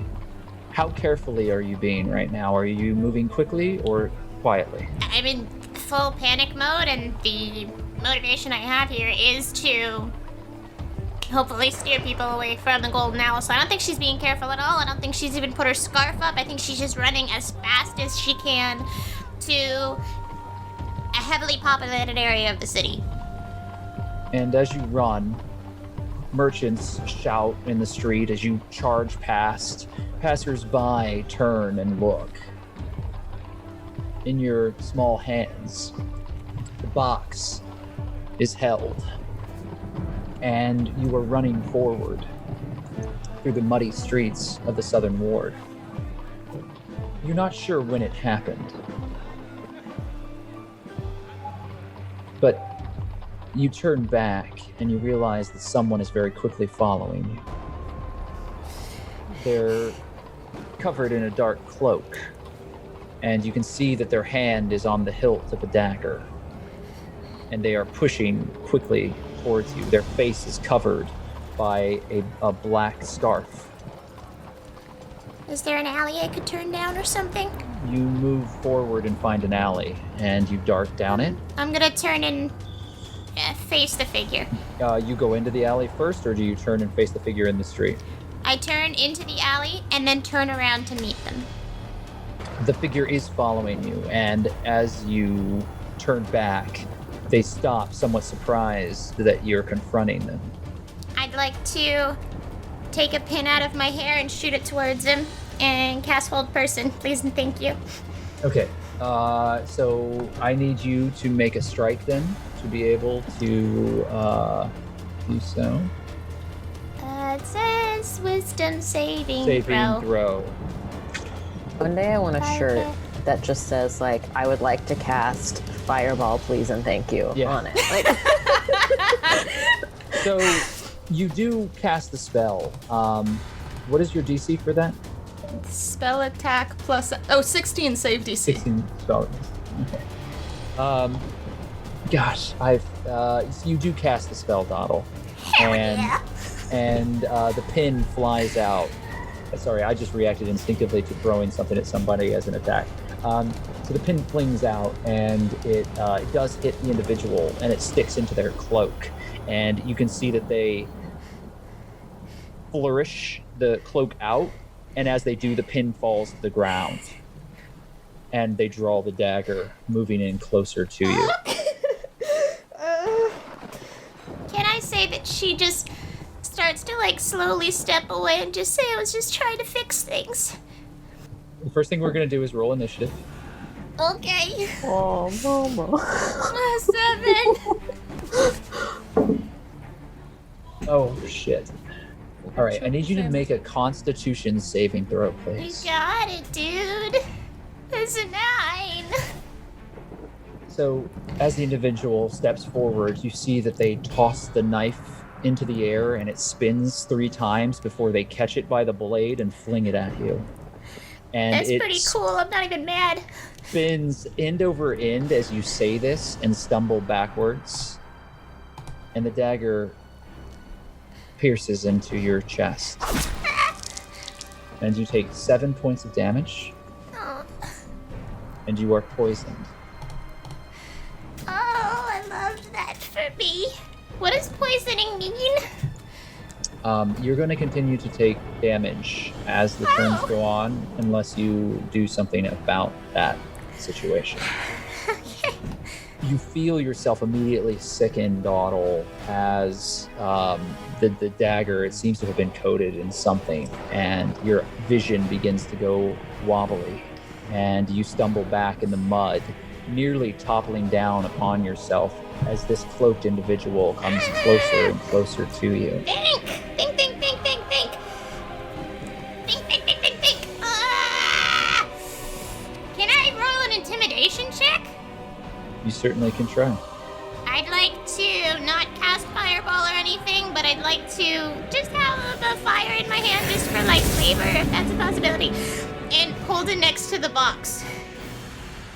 As if you're going to burn the box. Yeah. Okay, so I will allow you to roll with an advantage.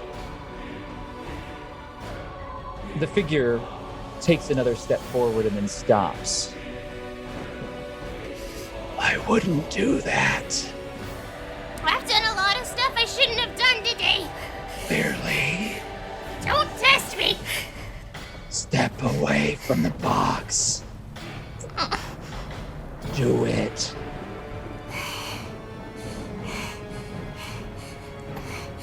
I thought this would be easier the second time around, but I'm still just as plumb out of ideas as I was the first time. Okay. Pull away. What are you gonna do if I do? Give me the box, and I will let you go. What about everybody else? I cannot save them now.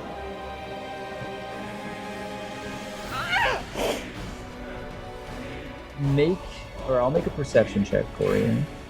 Stupid, stupid, stupid, stupid. You notice that the individual is very carefully moving their hand behind their back, and you think that they're trying to grasp another weapon. I cast spider climb on myself and I try to get away. All right.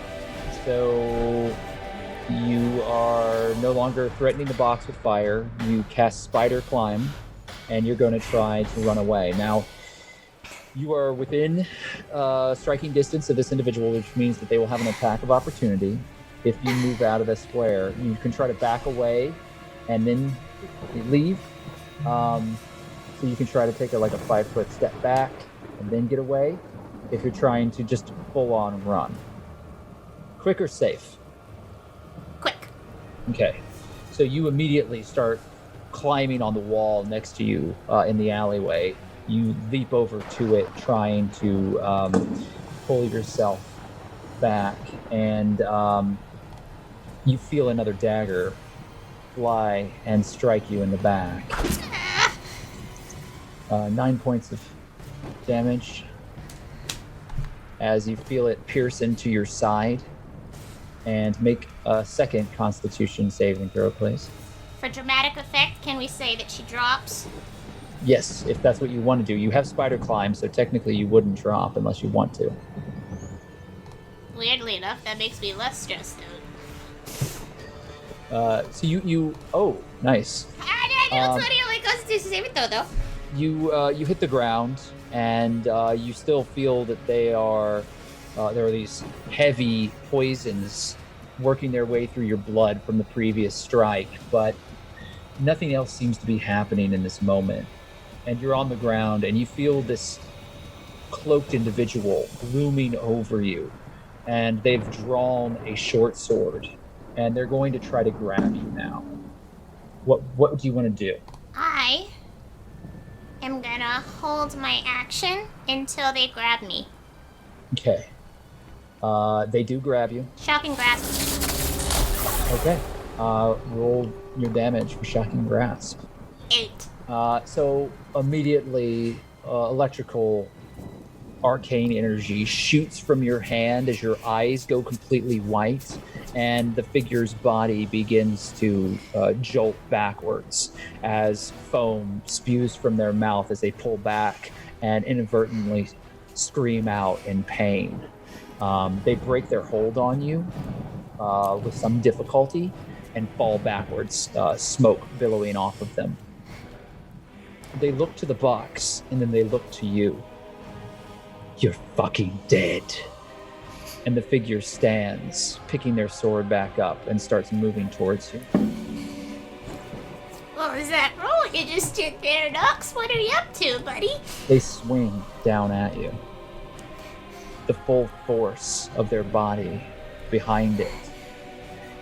And Doddle, you half roll, half trip out of the way as the sword...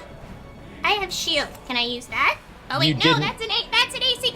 Never mind. I was very dramatically... going! Yeah, I was very dramatically telling you that they missed, but... Ow. They swing down at you as you half roll, dodge out of the way, and the sword hits the ground. They did not strike you. It is your turn. I'm gonna try one more time to run out of the alleyway with the box. You're gonna try to grab the box first? Yeah. Okay, so I'm stalling. I'm trying to stall. okay, so let's see. If you're trying to make it through, you turn and you're trying to do this quick again. Yeah. His second strike finds purchase as you start to run away.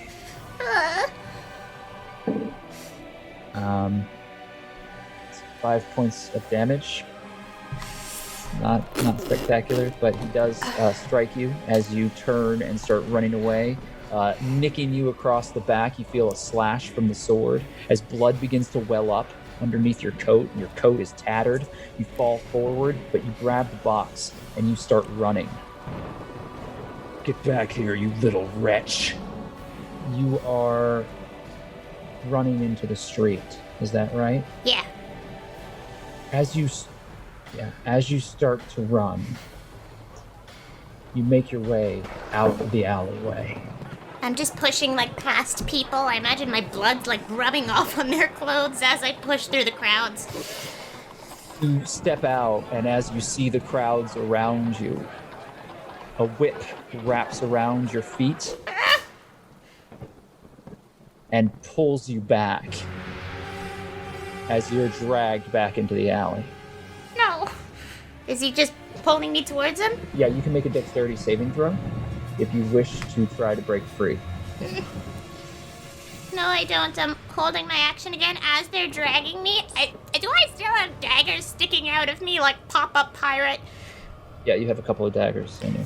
Alright, as they're dragging me, I want to take one out. Okay, you pull a dagger from your back and hold on to it. How many hit points do you have left, Doddle? 15.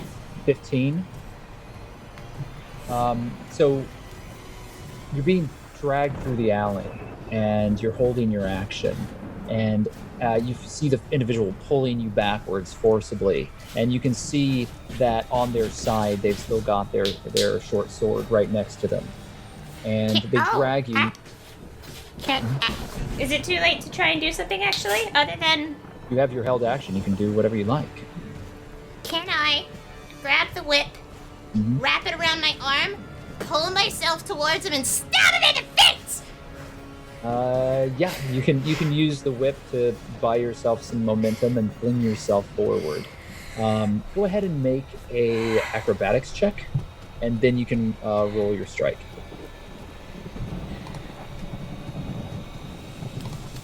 Okay. 13 for acrobatics and 6. You fling yourself forward without any problem, face to face with this opponent, and as you do, you see the scarf has been pulled down, and there is a burn mark, a glyph on the cheek of a very sharply featured man with no facial hair, and it is a hand grabbing onto what looks like a crudely drawn eye, and the individual snarls at you as you jump forward and grabs onto your hand, your little hand, as the dagger presses close to his face, and he twists it. You feel your body being pulled to the side. Go ahead and make an athletics check. 15. He throws you to the ground and tries to step on your throat, but you roll out of the way. Alright, I'm gonna take the whip. Too fast to even process what I'm doing myself. In one pocket, grab the back guano, in one pocket, grab the sulfur, smush them together, and cast fireball. Reach outward, and in this desperate moment, you grab your components and cast the spell, speak the words, and you cast fireball. He fails his dexterity saving throw and takes full damage, so go ahead and roll your fireball. Fury of the Small! Isn't that you? That's, is it too late? No, it's not too late. Alright. Up to combat. What's your extra 7 damage? I'm in a pickle, so... Yeah, you can add that 7 damage to your roll for the fireball, which is going to be... 37 plus 7, 40... 4? Okay. So you do 44 points of damage as your tiny goblin hand reaches out and this conflagration of fire erupts. And the individual in front of you screams as their body is consumed by fire. And the charred husk of their remains hits the wet mud in front of you, smoking, as half of the building behind him erupts into fire and shudders at the power of your spell. And you hear in the distance the ringing of alarm bells and the shriek of griffins.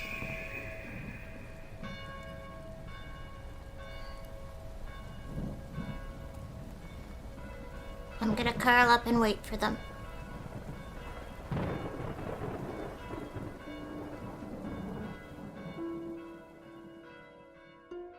Hawke, you're watching.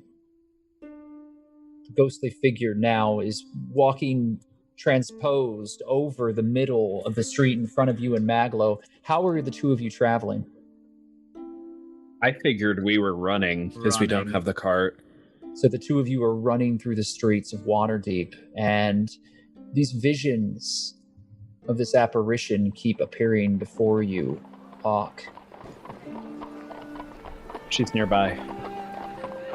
The entire street shakes as a blast of fire gouts through the sky some distance ahead of you.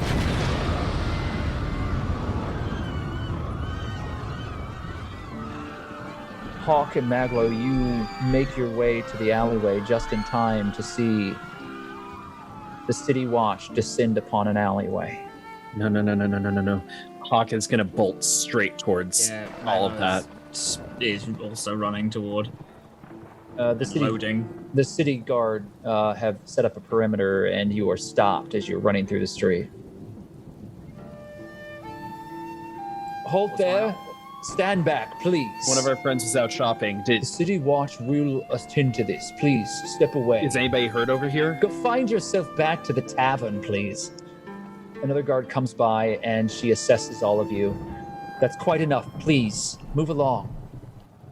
I'm gonna grab Maglo by like the scruff, pull him forward, and go, see this guy? He's actually probably the smartest guy in the city. Fuck off. So, if you want to find out what happened, might help if you let him through. I am really good in a pinch. I'm afraid we already have an Inquisitor. And you see a figure walking through the alleyway, and in the distance you do see Doddle. And you see a number of city guard picking her up, shackled, and walking her out from the alleyway. The figure that you see is dressed in a fine red, wide-brimmed hat with plumage coming off the back of it. He has a red coat and a very finely manicured mustache and beard. Dark hair, salt and pepper touches upon it. His eyes move carefully across the entire scene, and he is accompanied by a number of City Watch. So, as you can see, we do not need amateur help. Thank you. Do I recognize them? You do recognize the individual in the red cap. This is a famous Inquisitor within the city of Waterdeep who has written a great number of papers that you find somewhat lacking in any form of substance or worth. His name is Sternward, Inquisitor Sternward. And he is famous in Waterdeep for being swift in his deductions. He's garnered a great deal of fame, but from your observations, Maglo, the true work that he purports to be a part of is sorely lacking. More bluster and hype than anything else. Is he the Inquisitor?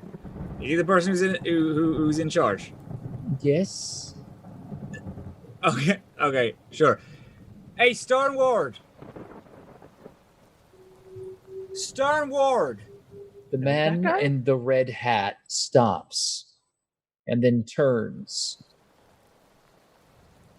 Looking back at the situation, he speaks with a guard quickly as Doddle is ushered away, and then turns and walks back to you and Hawke. Young man, I appreciate you coming. I can only imagine that you are here to ask for an autograph. I do not have the time to tarry, as I am on official business, and I would ask respectfully if you would make your way and perhaps find me at a signing at any one of the fine establishments here within the Southern Ward, which you wouldn't catch me dead with one of your autographs. What'd you find here? I have yet to truly investigate this site. I fail to understand what you mean. You wouldn't be caught dead with one of my autographs. Yeah, Maglo, what do you mean? Oh, I see. I am sorry. Have I offended you in some way or disproven one of your faulty academic papers, perhaps? Or perhaps my fame has left you sour and jealous at the lack of height to which you have climbed. You ain't disproving anything. I'm sure that someone's disproven something, and then you've stolen their research, and then you just published it as your own. Basically, what I'm asking is, what have you found here? What's going on? You are the person in charge, I imagine? Young man, I was very clear about this before, but I do not have the time for your nonsense. This is official city business, and as far as I understand, you do not have a position within the city. If you would like to inquire upon one, I am sure that the Magister would hear you. I can point you in the right direction if you would like to petition for a hearing. I go for that. No, I'm not serious, you fool. You could never do what I do. And he turns and walks away. Guard. Is there a guard right next to me? Yeah, there's what seems to be a captain, perhaps, that's moving through. A fairly elderly-looking individual with a shaved head and a long mustache. He looks like he was once probably very muscular, but age has started to wear on him a bit. And while he still is meticulously dressed in the city watch's uniform, he seems to be a little more careful, a little slower than perhaps he was in his youth. And he walks over to you. How can I aid you, lad? Oi, are you in charge here? I am afraid to be a man of some importance. Well, I am a captain here within the watch, but we work as a unison to try to solve the crimes that happen within the southern ward here. Do you have information on this crime? No, we're trying to figure out what actually happened. We do not yet know. Somehow a goblin has appeared. Perhaps we've had some incursions from the sewers. It is all well in hand. More specifically, there has been a murder, and the goblin has slain an individual. And as far as we can tell, it is a citizen. So the justice will be swift, and it will be handled within the sure city it's the watch. goblin? I mean, we are not certain of anything at this point, young man. This has just occurred. I cannot help but feel that you have more to tell me. Well, it seems like you've already judged the goblin, judge, trial, and executioner here without even understanding all the facts, it seems. This seems like quite a large explosion. I have made no such judgment, young man. To be clear, the Magister will met the justice. I have simply said the facts as I understand them.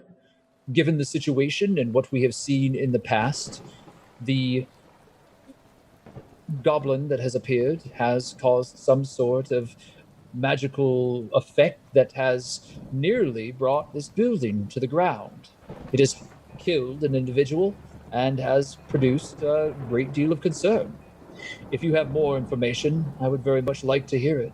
Have you ever met a goblin that can do that kind of explosion? Indeed, I have not. Never. Exactly. I don't think this goblin's to blame at all. Or if it did, it must have been pretty dire straits. It must be more than just a simple goblin. My young friends, I am afraid that you have me at a loss. My name is Captain Gwyn Ramboulay. I am a captain here within the Southern Ward. And while I may not be able to answer all of your questions, it is of the utmost importance that you and all the citizenry of Waterdeep understand that justice is fair. You have every right to make your way to the Magister's Keep and to inquire about this further in the future. For today, however, I will tell you, we will not harm the goblin until such justice has been meted. I will not be making that decision, but the Magister will. If you have any further concerns, you should make your way there. Of course, and my compatriot and I will. I apologize for my very defensive attitude. I'm from Baldur's Gate. I'm pretty sure that answers some things for you. I wish you both well. I must continue on with the official business. Please, I see that you are well armed. I would very much appreciate it if we did not meet on worse terms than this in the future. Please stay clear of any trouble, and if you have further questions, make your way to the Magister's Keep. Yes, sir. Thank you for your time. Of course. Maglo grabs Hawke on the arm and then moves swiftly away. Okay, what's with That Richie guy, rich guy over there? That guy, Inquisitor Stormborn. He's bad fucking. Hey, Oh, same page. I here. lost We are on you, the didn't same I? page. He's bad fucking news, and Maglo reaches out his hand as Busby like go on it. Busby lands back on your shoulder, on your hand, and then creates a beam of light that lands upon the carriage that Doddle is being walked into.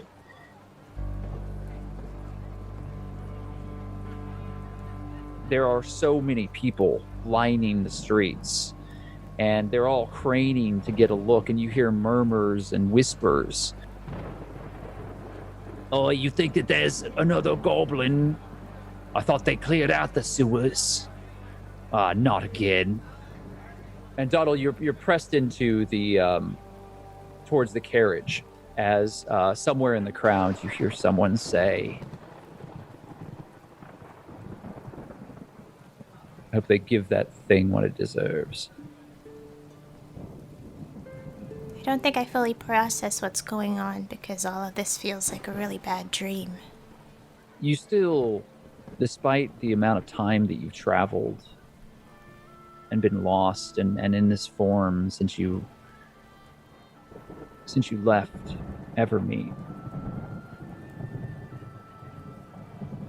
you were so secluded for so long. And this is so new to you. What a human settlement, a city like this would do. And it's the city itself, Waterdeep, is large. It holds more people than all of Evermeet put together. Elven life is nothing like this. And not only are you a stranger here, and desperately unfamiliar with the social structure of this place and how humans and other individuals live their lives. Not only are you confused and scared, but to add to all of this, you realize that this crowd around you despises you for what you look like, not for who you are. I just think about when I first got to Waterdeep and how happy I was to see all the different kinds of people and smell all the different kinds of smells, and how excited I was to be out of Evermeet. And now all I want to be is back home.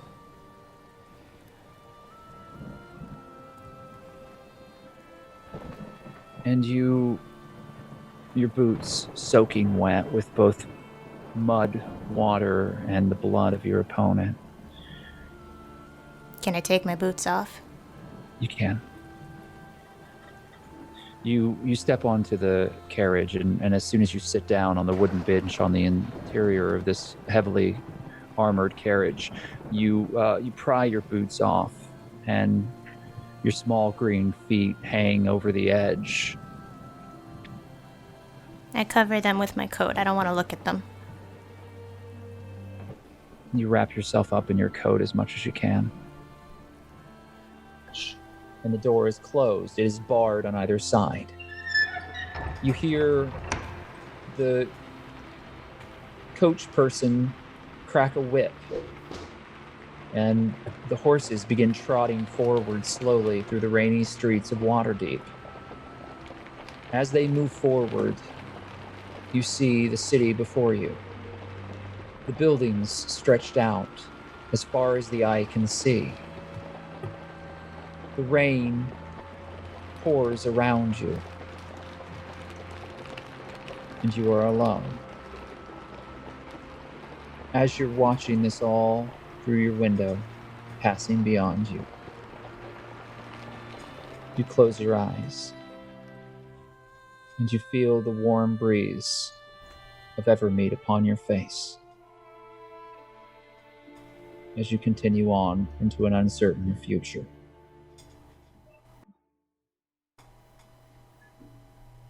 And that's where we're going to end it today. Wow. Vigilante buddies. Oh. I'm just glad that I feel like Damn I'm on the right man. side of the law still. I made Yeah. the right friends. Well, you're very neutral. Oh in terms my- of I'm like the eyes right law, side of the 'cause you law? are dead. Yeah. You're dead. So Well, very yeah. neutral Of the law law? position. Sternward and I are gonna be like BFFs. Just wait, you. Oh my gosh. I will end that man.